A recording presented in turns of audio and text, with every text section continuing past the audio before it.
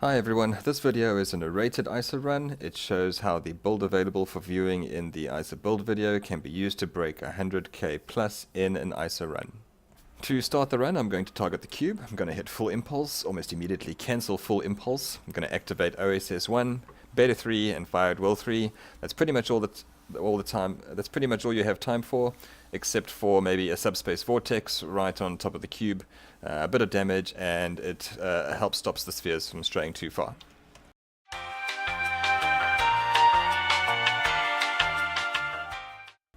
Once the pop-up becomes visible, you know everything is dead, and you can hit your evasive maneuvers and start making your way over to the left-hand side. En route, I'm already activating any of the major powers that aren't grayed out because somebody else has activated them, and I'm aiming for my flanking position just above the small little transformers that are in front of the major transformer.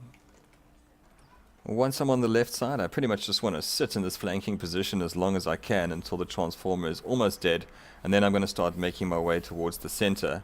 I do pay attention to whether or not there's floating spheres, because if one is left behind, that can seriously affect your score, so make sure you've got everything before you start moving into the center.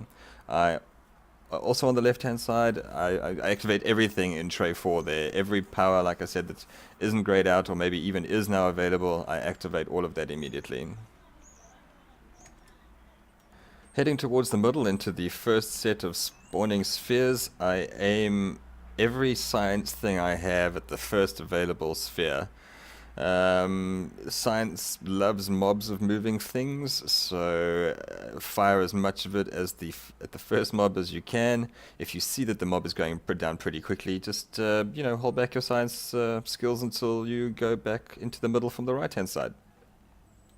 Once the mob is dead, you can then make your way over to the right hand side. If you're using deuterium surplus, the great, you could also use, depending on the speed of the game, your evasive maneuvers might be available again. If you're running the Orcs to dampeners, that also gives you a speed boost, so if that was available, you would be able to boost yourself over to the right hand side that way and get over there as fast as you can.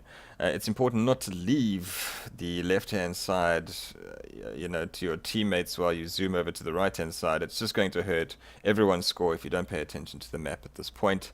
But once everything is dead, make your way over to the right hand side.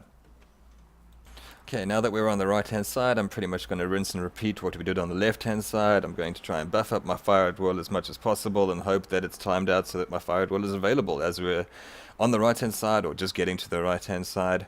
Again, I'm trying to stop in a flanking position as much as possible. The more flanking bonus you can get, the better.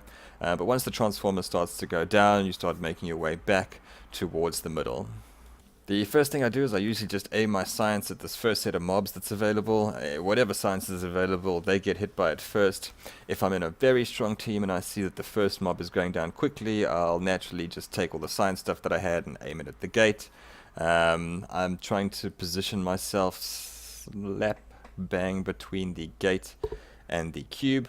If I just sit here, the flanking position for the cube is already set. I'm already in flanking position, so any damage I do to that already gets the flanking bonus.